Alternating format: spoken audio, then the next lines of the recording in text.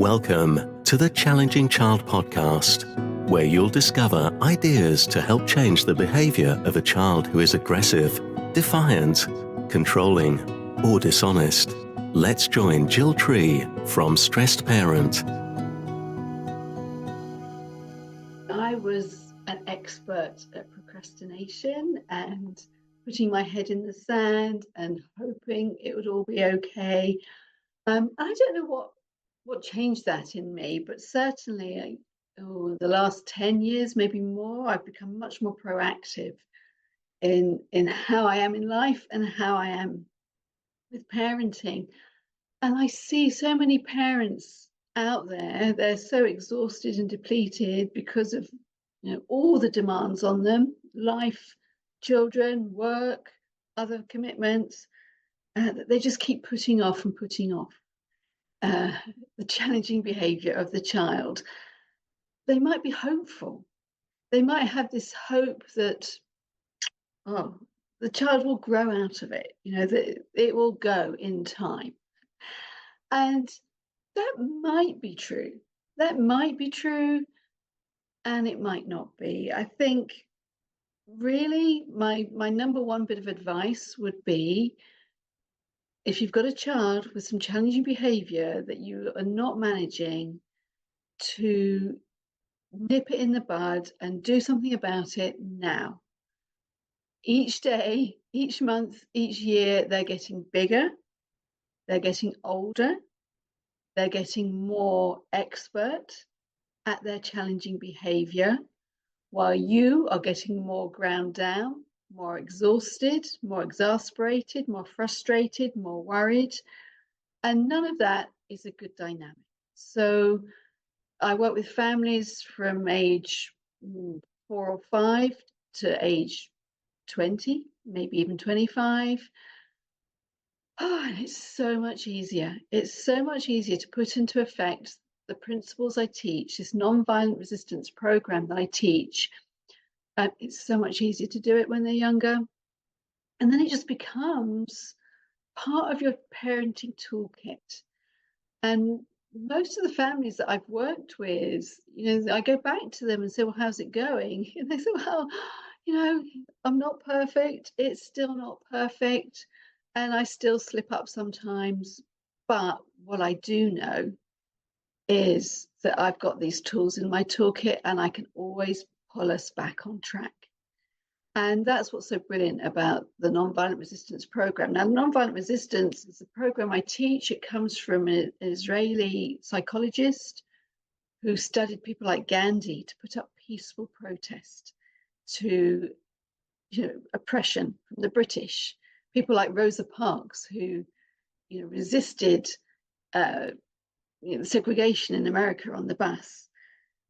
But my subject for today, to get back on track, is prevention is better than cure. So these skills that I teach, they're really simple. There's about 9 or 10 different principles. Really simple to learn, probably a little bit more challenging to put into effect, but prevention, learning these principles, is so much better than, when you've got a teenager who is smoking cannabis, who is refusing to go to school, is hanging out on street corners, who is not coming home till the early hours of the morning, who, even if they are at home, doesn't go to bed till 3 or 4 o'clock in the morning, is engrossed, addicted to social media. It's far easier to do the preventative steps than try and change that teenager. So let's work on the challenging behavior early on. Let's not wait to see if they grow out of it. These principles, they're valuable. They're really valuable, even if you haven't got a particularly challenging child. They're really valuable to boost your parental, your belief in your parental capabilities, and just have really easy go-tos that are simple principles to put in practice day in, day out. So let's think about escalations. We want to prevent an escalation. An escalation is where start having arguments, or maybe a child gets tantrumy, or maybe a child starts to throw things, or maybe a child starts to threaten things. My son, when he was 3, used to hold my phone over the toilet as bribery, or blackmail, even blackmailing me into cooperating with him. If I'd known what I know now, I probably would have responded quite differently. It's like, no, not my phone. No, darling, not my phone. No, no, darling, put the phone down. Put the phone down, sweetie. Put the phone down. No, and now if it was me with a 3-year-old holding my phone over the toilet, I'm going, oh, really? Are you serious? Are you serious? You do know it's waterproof, don't you? Making light of it, that's a challenge when we're stressed. When we're stressed, one of the first things to go is our sense of humor. But if we can make light of it, not be pulled in, not sucked into the fear of what could happen, then that would be a really good preventative measure. My son's got the phone over the toilet. Way back then, which is 13 years ago, my phone wasn't waterproof, but if I'd managed to act blasé and not be too worried about the fact that my phone might go down the toilet and just go, oh, well, never mind. I'm going to go and play in the garden. Do you fancy joining me? That would be so much more effective than, no, not my phone, not my phone. And it goes down the toilet and I get really angry. And we've lost the plot, probably both of us. So we want to have preventative measures. I talk about, on my e-course, I talk about zones like traffic light system. Green, we want to stay in green as much as possible, which is where it's all hunky-dory and we're having a fun time with our children, connecting with them, bonding with them, playing with them, nurturing them, loving them, enjoying them. We want to be doing that as much as we possibly can, because connection is the key. And certainly when you've got something to say to them about their behavior, connection before correction is a really good mantra to have. So when we are seeing our child misbehaving, just say, oh, we'll talk about this later. Not in the moment, because they're getting out of their logical brain, they're getting het up, they're getting dysregulated, they don't hear us. So we'll talk about this later, and we wait till the green zone.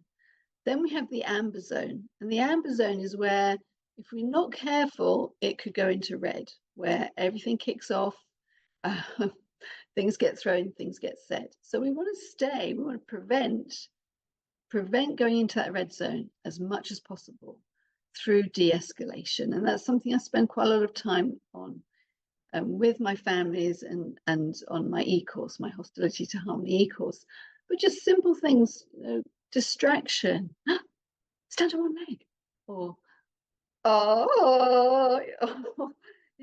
anything like that. Or what's that? There's nothing. There's no sound. There's no smell. There's nobody. But you're just engaging their curiosity, which might be enough to prevent going into red. Okay. Another technique would be to name it. If you've got an oppositional child, this is really clever. You say, I think you're going to be angry, but I'm saying no because. And by naming it, you have to know your child and you have to know if that works. If you've got an oppositional child, I'm not going to get angry. No, I'm not. Job done. We have prevented the red zone, going into the red zone. So I cover that an awful lot on my e-course, but be playful and experiment and try these things out, but not just once. You've got to try them a few times, I think. So we want to prevent our own burnout. When we're burnt out, exhausted, depleted, worried, tired, upset, we are not able to be peaceful in our protest to the behavior. We want to put up peaceful, loving protest to challenging behaviour. Like, oh, my phone, not such a good idea, but it is waterproof and I'm going out to play in the garden. That would be when I'm really calm and I'm really grounded in myself. I'm coming from what I call my higher parent. I don't know about you, but I can act like I'm 62. I can still do a 3-year-old. Very, very, very occasionally, I can throw my toys out of the pram. I can't remember the last time I did that, but it's entirely possible. It's entirely possible. Or I can act from my higher parent. The parent that the person in me, the Jill that's got dignity, that's poised, that's considered in how I approach things, thoughtful. I respond to things appropriately. I'm not reactive, and that Jill is the Jill who, having become really quite ill, and I've got photos that I sometimes show people of how I looked in 2016, which was not a good look. I looked really awful. I was really quite unwell because of stress. Yeah, I don't want to go back to that. I'm never going to go back to that. So I really nurture myself. And so I'm going to advocate just 1 minute holiday every day of the year, 365 holidays a year. Find something to prevent yourself from getting into burnout. Find something that gives you joy. I have just been, and I've just recorded myself, I've just been hula hooping. I'm 62 and I can hula hoop, and I will carry on hula hooping, and I'll have hula hooping competitions with my son, and he will win, and that's absolutely fine because he can hula hoop for hours on end. But it gives me joy. It puts a smile on my face. So I want you to go and try some hula hooping or whatever it is, dad dancing, whatever it is. We also need to prevent things from coming out of our mouths that we might regret. So in the past, I'm ashamed. I share it with you because I'm on the journey with you. This is a journey until I don't know when. My son's 16, I don't know how long this journey is going to last, how long he's going to be at home, how long he's going to be triggering me. But this is what you need. This is what you need, some sellotape to prevent things coming out of your mouth, like came out of mine when he was about 4 or 5, remembering that he's adopted. One of the worst things you can say, go back to foster care. Go back to foster care. How awful am I? I was stressed. I'm still ashamed. He still reminds me. I still apologize. But things like that, on the whole, don't come out my mouth because I have got my metaphorical sellotape and my mantra to zip it. So we're going to prevent things coming out of our mouths that we really don't mean, that we do to try and control the situation. Really, we've got a child that's completely out of control. They're getting one up on us yet again.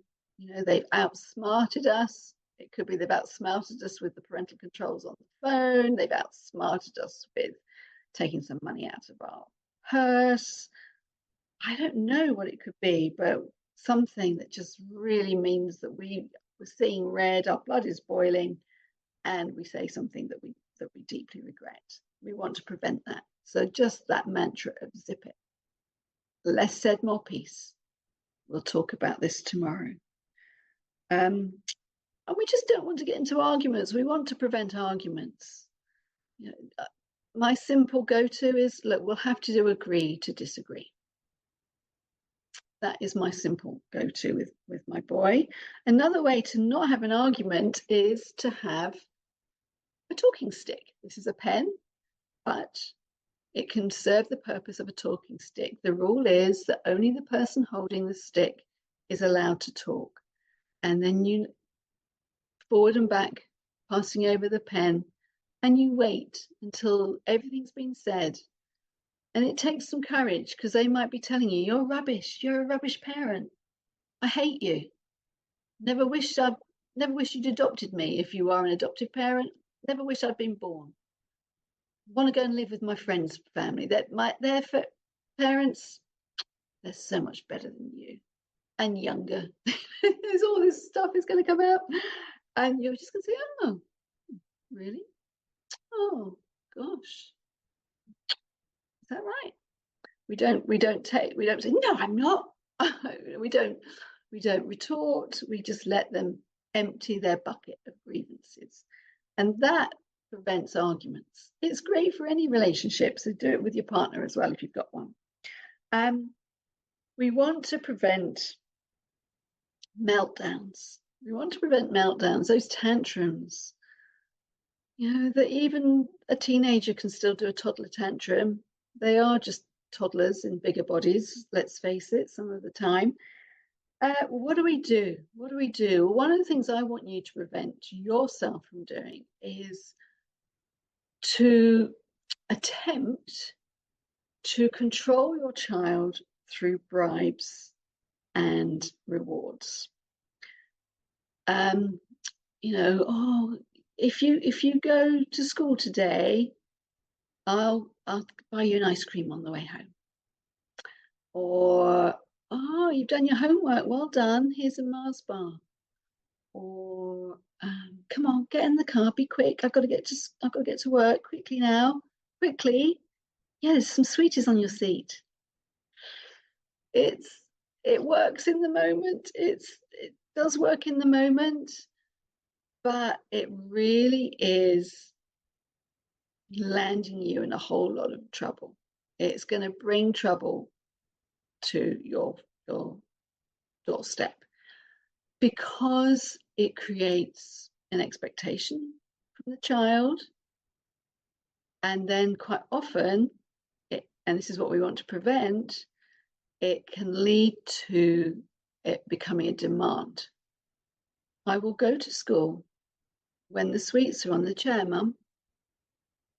And it's like, I haven't got any sweets. What am I going to do? I haven't got any sweets. But we don't want that dynamic. We don't want that dynamic. We want your parental presence being enough to get them into the car without the bribes or the rewards, because it just really actually undermines you. If you're dependent on a bribe or a reward, it's really undermining you, and we want to prevent that. We also want to prevent what I call the drama triangle. Well, it's not my triangle. Some psychologists came up with this, but I do bring it into my work. The drama triangle is where you have 3, maybe more people, or it could be 2 people and a pet, for example. So you've got a triangle, and the different roles are played out. So you have what we call a perpetrator, which is quite a strong word, but we'll stick with that for now. A perpetrator who is pushing, antagonizing, hurting, whatever. You have a victim, and then you have someone come in to try and rescue. And we want to prevent that triangle dynamic. So it could be a mum and a daughter and a cat. And the daughter knows that if she's mean to the cat, the mum will come and rescue, or the mum will get upset, or the mum will beg for the child to stop it. And we get into a horrible, horrible triangle there. Or you could have a dad and a mum and a boy, and the boy is really antagonistic to the dad, and he pushes his buttons, and he makes him annoyed, and he loves making him angry, and he wants him to shout, and the mum comes in and rescues and says, stop that, leave your dad alone. He's had a hard day at work. That drama triangle is actually feeding the monster. It's feeding the behavior. We don't want to be feeding that behavior. So the child seeing that dad needs rescuing by the mum, and the mum, come on, off you go, leave your dad alone. that's undermining that dad's parental authority, their parental presence. So it's a really tricky one, and I cover this again on my e-course, or if we do one-to-one mentoring with you, whether that dynamic is playing out in your family and what you can do about it. And one thing to do is just to not get involved, but to tell the child, the dad, in that scenario, the dad would say, look, you can push your buttons, my buttons, all you like, but your mum's not getting involved. Mum's not getting involved in it. And I might just walk away because I'm not having my buttons pressed by you. I might even get in the car and go for a drive. That would be far better than mum coming in to rescue, even though she's doing it with the absolute best of intentions. Best of intentions. So, some things to prevent. Prevention is better than cure. Trying to pick up all the pieces after, if we haven't prevented, is so much harder, more exhausting, more challenging, and it just compounds the problem. So we want to prevent, prevent, prevent. Now, at the time of recording this podcast, I have got 2 spaces to take 2 new private clients.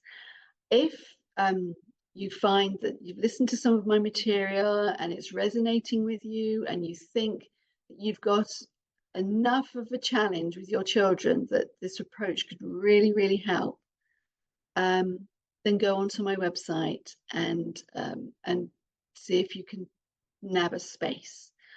What I do is I have an e-course where you can follow the principles in your own time. There's 12 different units, each less than an hour, 1 a week, and then we would meet once a fortnight for about 8 weeks over Zoom for an hour and a quarter, to go through applying the principles and then discussing your successes, things that have happened, things that have challenged you, for me to mentor you through to hostility to harmony. So go to stressparent.co.uk, look at the tab Hostility to Harmony, and you'll see access to my private mentoring there. I look forward to helping you.